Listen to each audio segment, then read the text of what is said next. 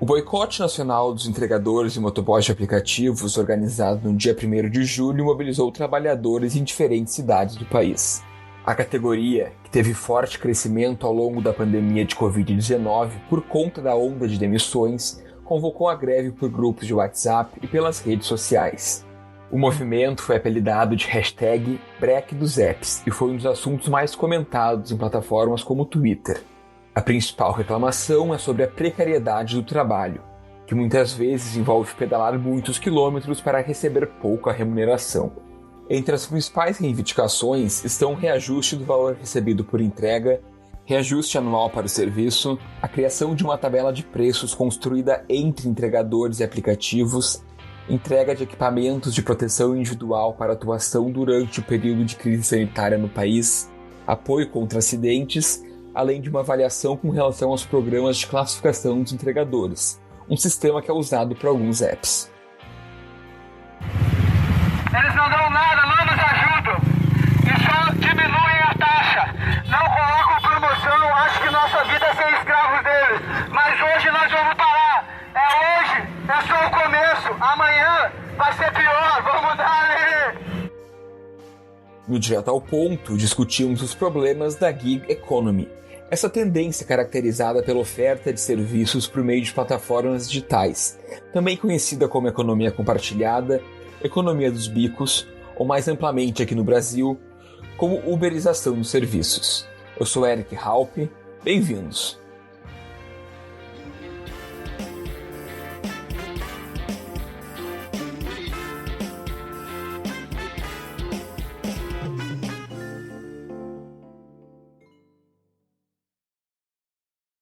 Os dispositivos tecnológicos e a rede vêm propiciando o surgimento de novos modelos de trabalho em todo o mundo. Com a redução das vagas de emprego formais no Brasil nos últimos anos, aumentou o número de pessoas que passou a realizar serviços como motorista de aplicativos ou de entrega via apps, um fenômeno que ficou conhecido como uberização. Essa palavra é usada como um guarda-chuva para diferentes processos que vão além da empresa Uber. A pessoa se cadastra em um determinado serviço sem grandes burocracias ou um complexo processo seletivo e ganha dinheiro realizando pequenas tarefas, como dar carona, entregar comida ou cuidar do cachorro de alguém. Essa, claro, é uma prática antiga, mas que foi potencializada nos últimos anos pelos novos negócios digitais. O que esses processos têm em comum é que eles organizam um conjunto de pessoas disponíveis para trabalhar conforme demanda. Como funciona? As empresas se apresentam apenas como fornecedoras da tecnologia de intermediação de serviços. Ou seja, elas não assumem nenhuma responsabilidade trabalhista em relação aos seus usuários parceiros. E o avanço desse fenômeno vem despertando debate sobre a precarização e a intensificação do trabalho numa sociedade cada vez mais conectada. Essa relação é tema de diversas pesquisas acadêmicas e já chegou também às telas. Um exemplo é o documentário Sociedade Gig, a uberização do trabalho, de Carlos Juliano Barros, Cauê Angeli e Maurício Monteiro Filho. Qual o risco que nós queremos assumir para que nossas necessidades sejam atingidas de uma forma mais barata? What all of these companies want to argue is that they are just connecting two entities, customers and providers. And it's a really clever legal argument, but it is essentially just rhetoric. Vamos, meu filho, toca uma. O preço é estipulado pelo próprio algoritmo. Tudo sai pelo algoritmo. Então, não há liberdade.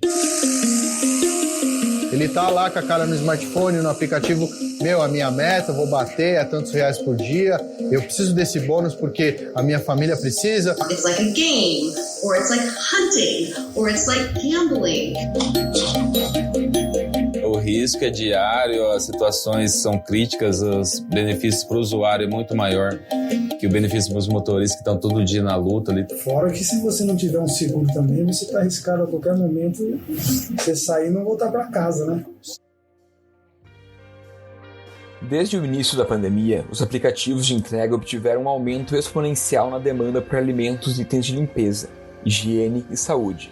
Uma pesquisa realizada pelo Centro de Estudos Sindicais de Economia do Trabalho da Unicamp aponta que durante a crise sanitária os entregadores continuaram a enfrentar longas jornadas de trabalho, mas em condições que se tornaram piores. Eles passaram a enfrentar um alto risco de contágio durante a rotina e a adotar medidas de precaução na maioria das vezes custeadas por eles mesmos, além de registrarem queda na remuneração pelos serviços. Nas conclusões da pesquisa, os autores afirmam que os resultados revelados não deixam margem a dúvidas sobre um movimento de manutenção de longos tempos de trabalho, associado à queda da remuneração desses trabalhadores, que arriscam sua saúde e a vida no desempenho de um serviço essencial para a população brasileira. Isso é, ainda acompanhado pelo aumento do risco de contágio, o que intensificou as condições de trabalho precárias e inseguras dos entregadores. O tempo de trabalho dos entregadores continuou elevado durante a pandemia da Covid-19. A indicação de 56,7% trabalhar mais de 9 horas diárias, combinado ao fato de 78,1% desempenhar atividade de entrega em 6 dias ou mais por semana, aponta para uma elevada carga horária.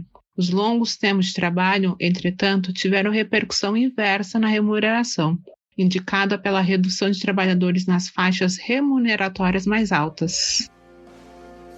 São fatores como esse que levaram os entregadores às ruas das principais cidades brasileiras na última quarta-feira.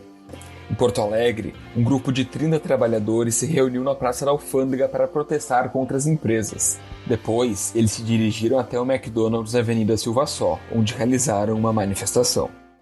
Hoje a gente está reivindicando principalmente o aumento aí no valor do quilômetro. Hoje a gente recebe muito pouco, a gente roda muitos quilômetros às vezes para ganhar de 3 a 7 reais. Se tem gorjeta daí do cliente aí sim a gente consegue, mas tipo, é muito raro. Além disso, a gente também está pedindo um maior suporte dos aplicativos, porque no meio de uma pandemia e a gente não está tendo direito a nada, assim, a gente não tem acesso ao álcool em gel, eles não mandam mensagem, a gente não tem um canal de comunicação direto, é muito ruim. E outras questões, né? Tipo, a gente anda muitos quilômetros com essa bag que nem é os caras que dão, a gente que compra usada, ela custa em média 100 reais.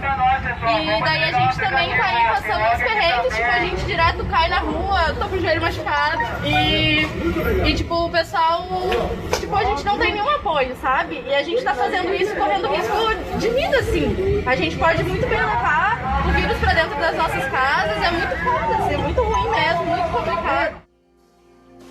Além disso, eles reclamam de bloqueios que ocorrem com frequência nos aplicativos.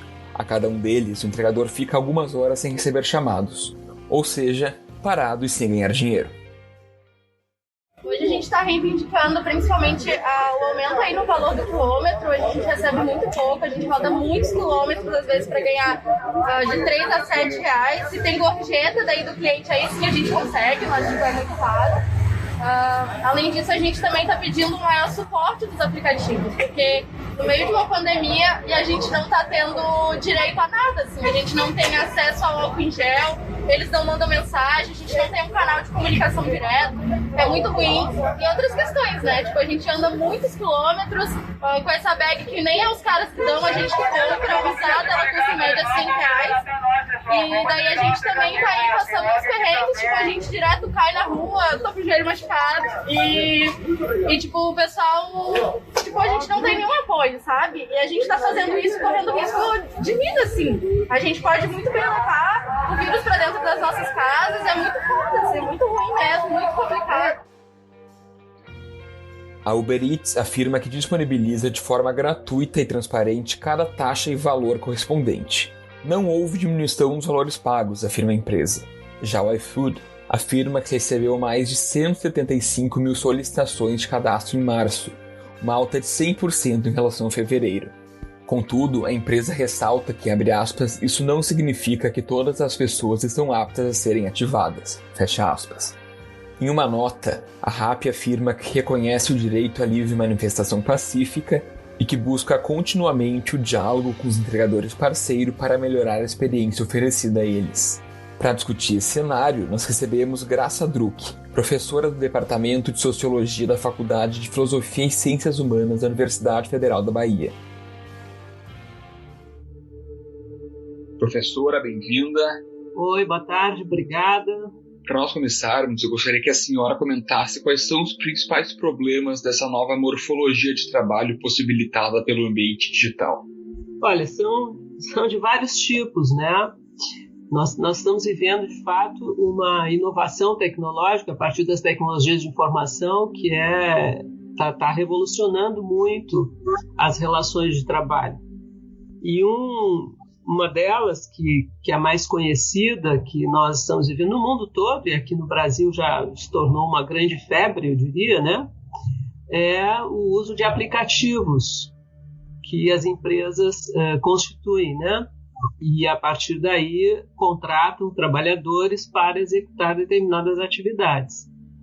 Alguns autores chamam isso de uberização, por conta de que o início, né, a origem está na Uber, primeiro com os motoristas, com os carros, e mais recentemente com os entregadores de moto, de bicicleta, etc.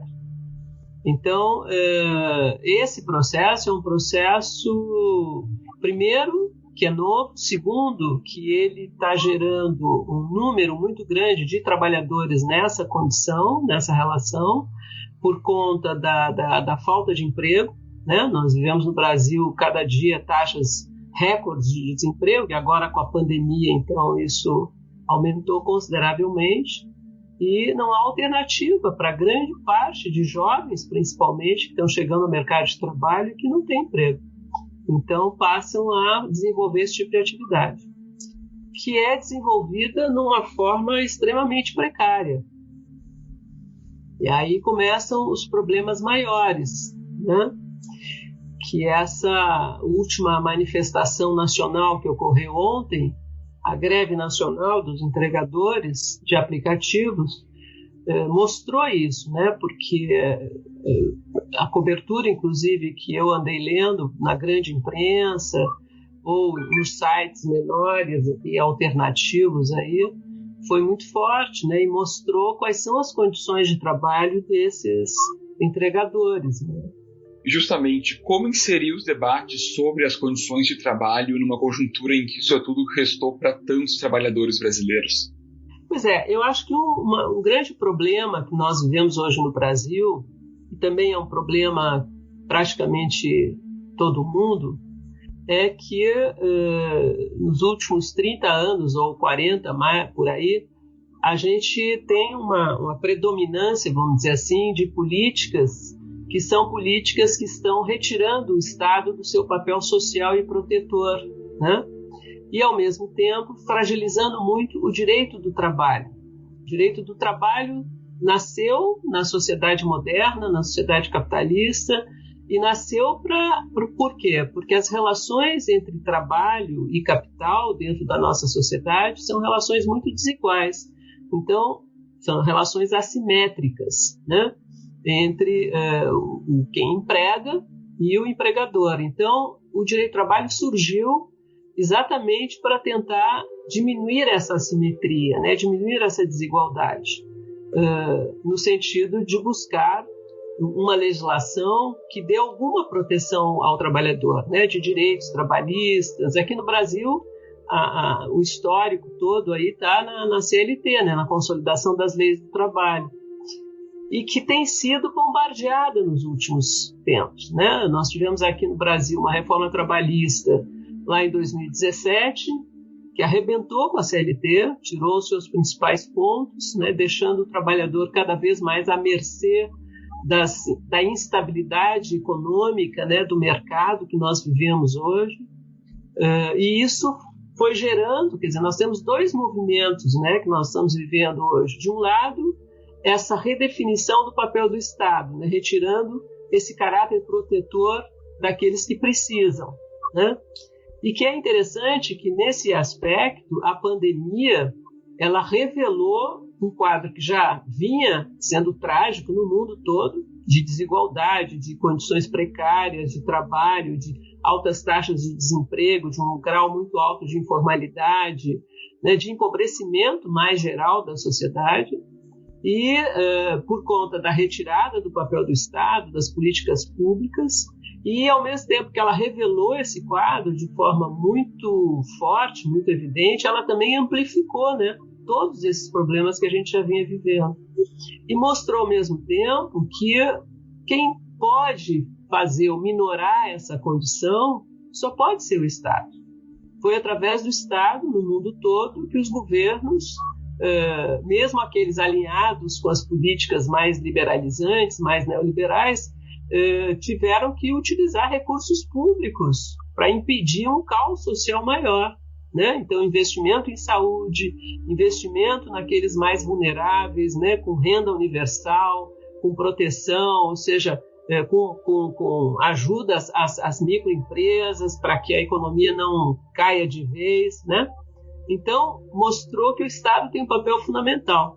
E ao lado do papel do Estado, ainda as novas tecnologias, né? As tecnologias de informação, que vieram, portanto, complementar, vamos dizer assim, esse quadro. Por quê? Porque elas criam um tipo de relação entre as empresas de aplicativo e aqueles que trabalham para essas empresas, que é uma relação que não é considerada como relação de trabalho, né?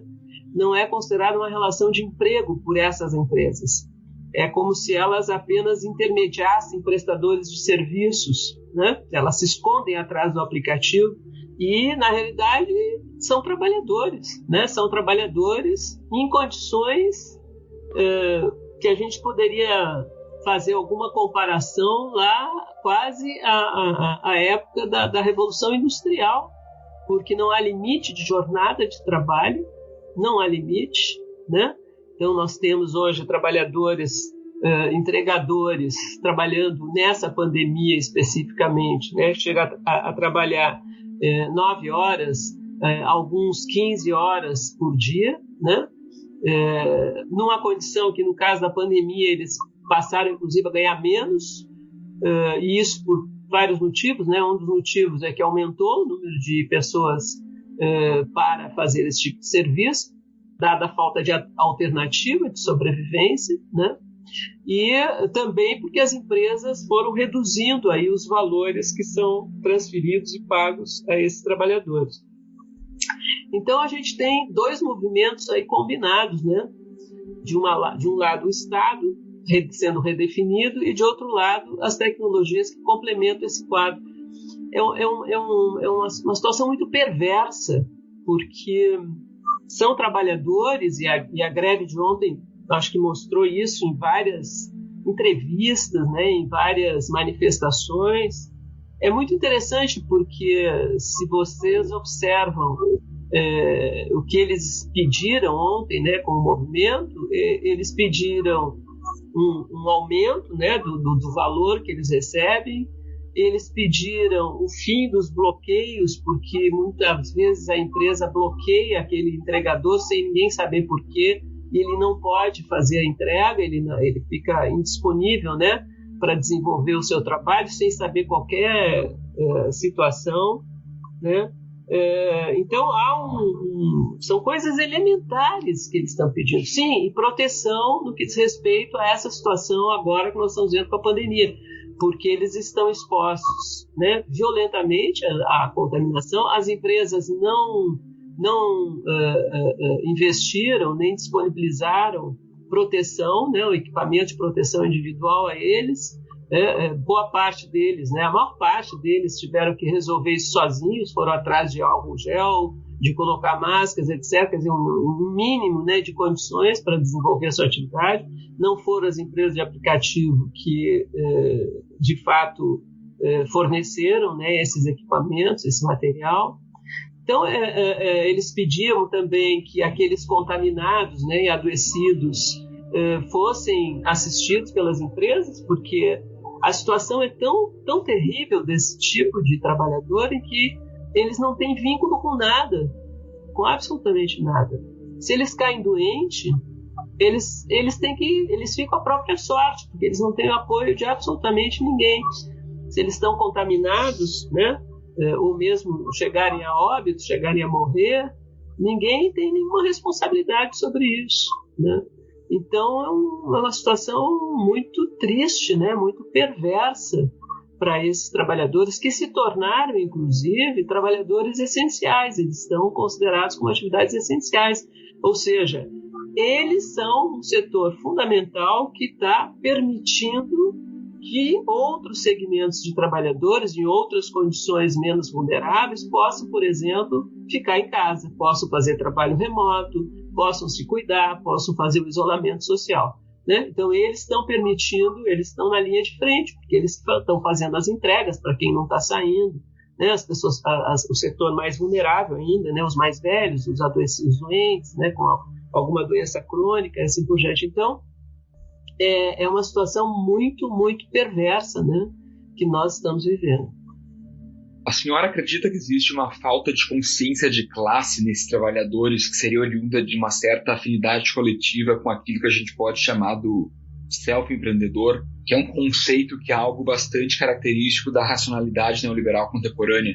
Sim, esse é um discurso fundamental que está dentro dessa lógica mais geral, né? Dessa nova razão que a gente está vivendo, dessa nova racionalidade, como chamam os autores franceses aí, Pierre Dardot e Christian Laval, que escreveram um livro muito interessante sobre a nova razão do mundo, né? Para entender um pouco esses aspectos do neoliberalismo com novos valores, nova ideologia. E dos valores fundamentais dessa época é exatamente o empreendedorismo.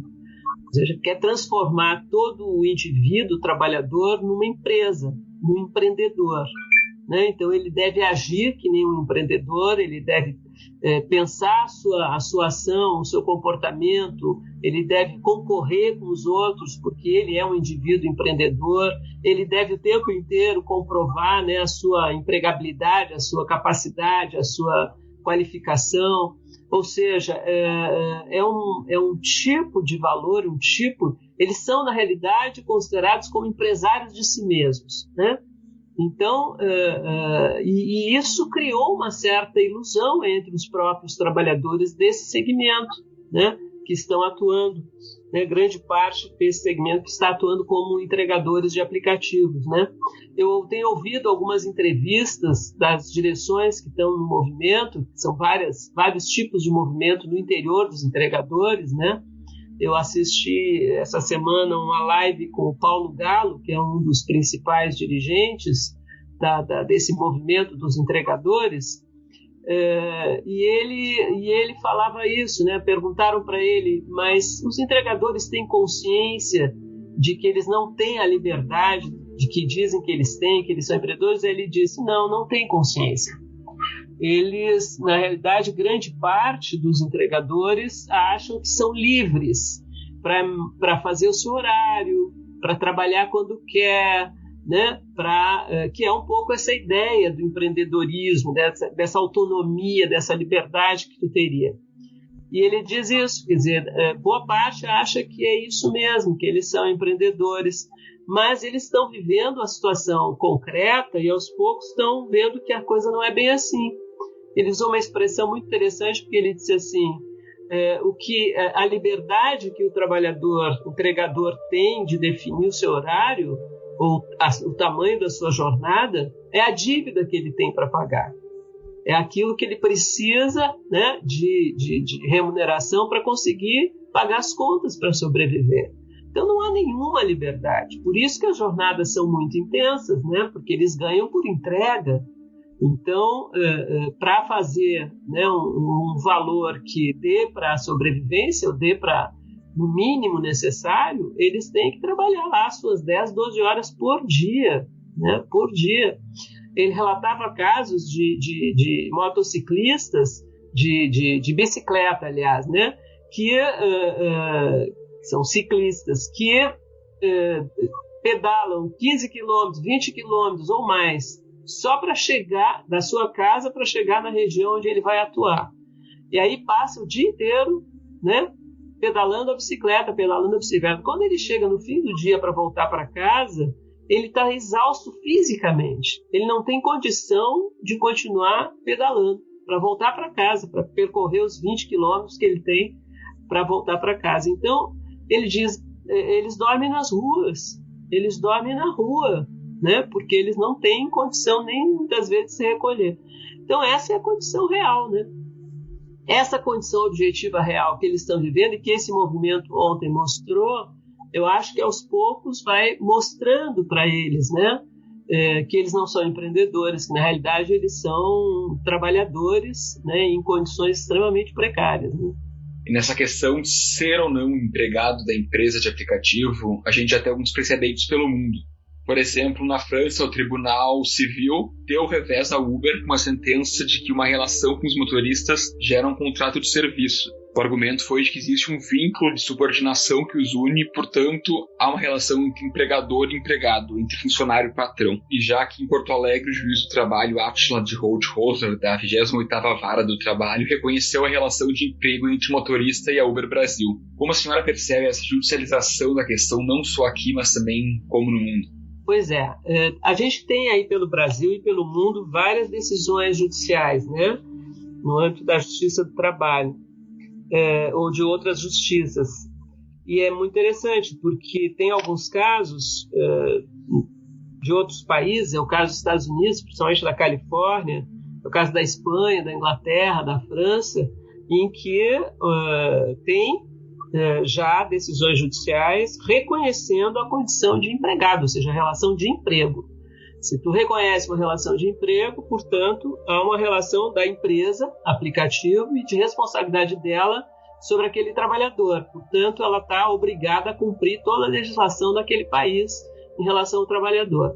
Aqui no Brasil, a gente teve algumas decisões, né, em diferentes varas aí da Justiça do Trabalho, mas que, ao mesmo tempo, as empresas têm recorrido, né, e acabam... é o caso mais recente aí do iFood, em que mesmo a ação que o MPT, né, o Ministério Público do Trabalho, fez, e a decisão aí da vara lá de São Paulo, dizendo que eles tinham, por exemplo, obrigações sanitárias de natureza preventiva, pagamento de assistência financeira aos entregadores que tivessem que se afastar do trabalho em relação do Covid-19, etc. Mesmo que a decisão fosse positiva em relação a isso, o iFood entrou com recurso, né? Não aceitou esse tipo de decisão, né? Então, é uma situação, sob o ponto de vista ainda da capacidade da justiça, né, de reconhecer esse tipo de relação, ainda muito deficiente, né, muito limitada, né? Existem inúmeras ações civis encaminhadas por Ministério Público do Trabalho, por outras instituições que operam o direito do trabalho, né, por fiscalizações de auditores, enfim. Mas tem sido muito difícil conseguir o reconhecimento dessa relação empregatícia, né? E como a senhora avalia as tentativas de organização sindical em associações desses trabalhadores? Porque, se eu não me engano, no Distrito Federal tem a Associação dos Motoboys Autônomos Entregadores, que é bastante atuante. Até onde eu sei, existem vários movimentos, né? Existe um movimento que está vinculado mais à estrutura sindical, e são sindicatos que já existiam antes das empresas de aplicativo em geral. Eram sindicatos de motoboys, porque o serviço de motoboy já existia antes das empresas de aplicativo e eram atividades em geral terceirizadas, né? Não tinham esse tipo de relação com as empresas de aplicativo. Então já existiam sindicatos de motoboys que têm uma estrutura sindical. Por exemplo, a principal reivindicação desses sindicatos, tanto no plano estadual, dos vários estados, é o quê? É garantir que se estabeleça o direito a uma carteira de trabalho e, portanto, o reconhecimento de uma relação de emprego para esses trabalhadores, né? Existem associações, né? Eu sei que foram criadas associações tanto no plano dos estados, que pensam também as reivindicações desses segmentos, às vezes associações que reúnem todos os entregadores, algumas não reúnem todos os entregadores, né? E existem movimentos que não têm ainda não tem nenhuma estrutura mais institucional. É o caso de um movimento que é muito forte em São Paulo, que a liderança tem sido muito, vamos dizer assim, é uma liderança que tem sido muito divulgada e entrevistada na imprensa em geral, que é o Paulo Galo, que é a principal liderança de um movimento que eles chamam de entregadores antifascistas, né? E que é um outro segmento, é um movimento que tem um outro tipo de estrutura, né? Eles se consideram muito, como ele diz, um movimento de rua, né? São políticos, mas um movimento político de rua, que junta todos eles, que tenta, como ele diz, fazer a unidade deles na luta, enfim. Então, são, vamos dizer, 3 tipos de movimentos aí, ou de estruturas de organização que eu sei que existem e que têm divergências na sua composição, na sua forma de organização, mas tem grande parte dos pontos em comum, né, que são as reivindicações que eles estão levantando, dentre elas, tanto é que estavam todos unificados nessa greve nacional que eles fizeram ontem, né, no dia 1º. Professora, tramita na Câmara Municipal de São Paulo um projeto que propõe que entregadores de aplicativos como iFood, Rappi, Uber Eats e o próprio Log se adequem às regras previstas para motofrentistas. Que análise a senhora faz disso? Eu não conheço esse projeto, Eric, então não sei os detalhes desse projeto, não posso opinar muito, não vi. Mas eu acho o seguinte, a situação que esses trabalhadores especificamente vivem e que tem hoje vamos dizer assim, um contingente crescente, né, muito grande, especialmente de jovens, né? Tem uma pesquisa que foi realizada pela Rede de Estudos e Monitoria e Monitoramento Interdisciplinar da Reforma Trabalhista e de outros estudos, que é a REMIR, que reúne pesquisadores do Brasil inteiro, da qual eu também participo. Foi feita uma pesquisa em abril que é muito interessante para mostrar o perfil e as condições de trabalho desses trabalhadores, né? Ou seja, fez durante a pandemia. E mostrou que, durante a pandemia, reduziu o rendimento deles, né? Aumentou, evidentemente, a jornada. Eles são muito jovens, né? 60% deles têm entre 24 e 34 anos. Tem uma jornada de trabalho, né, que é realmente muito extensa, mostra que as empresas, né, 62% deles afirmaram que as empresas não têm recebido as empresas não têm dado nenhum apoio, né, do ponto de vista da prevenção à pandemia, e eles estão à mercê, né, eles estão completamente desprotegidos. Então, essa questão do Estado, assim como ela é fundamental para combater a pandemia, coisa que nós não conseguimos aqui no Brasil em função da irresponsabilidade do governo federal, né? Nós não tivemos uma coordenação, quer dizer, um governo completamente em crise, que não conseguiu manter um ministro no Ministério da Saúde, que militarizou o Ministério da Saúde, inclusive, e não tem ninguém lá assumindo com capacidade técnica, né, a coordenação da luta contra a pandemia. Então, não temos um Estado no campo da saúde, com a coordenação nacional para atender a situação de calamidade que nós estamos vivendo. Os governadores e prefeitos é que tiveram que dar conta disso e ao mesmo tempo, também estão muito desconectados, né, nessa situação. Então, quanto menos Estado tivermos para a saúde ou para o trabalho, o caos vai ser maior, né? Numa situação, particularmente em relação a esse tipo de categoria profissional, esse tipo de relação de trabalho que está se constituindo, que está se chamando de uberização, que ela se expande, ela está se expandindo para outros segmentos. Não são só os motoristas, né, de carro, nem os motoristas de moto e bicicleta, Hoje nós temos esse tipo de relação, só para tu ter uma ideia, já existem pesquisas sobre isso, né? Nós temos esse tipo de relação entre médicos, enfermeiros, advogados, arquitetos e até professores, certo? Ou seja, aplicativos que estão sendo utilizados para fazer a contratação desse tipo de serviço. Então, é uma situação que está atingindo, né, amplos segmentos profissionais. E que se isso não se der um basta a isso, né, se não se conseguir que o Estado se mantenha presente na sua atividade protetora, em termos sociais, em termos trabalhistas, a sociedade vai viver uma situação de caos nessa condição, porque é um grau de precarização do trabalho tal que não respeita os limites biopsicofísicos das pessoas, né? Então, algum limite vai ter que se colocar, né? Eu acho que todas as evidências que nós estamos vivendo nessa pandemia estão mostrando isso. O Direto ao Ponto fica por aqui. Eu sou Eric Hauck, a edição é de Ale Falencar. Até a próxima. Tchau, tchau.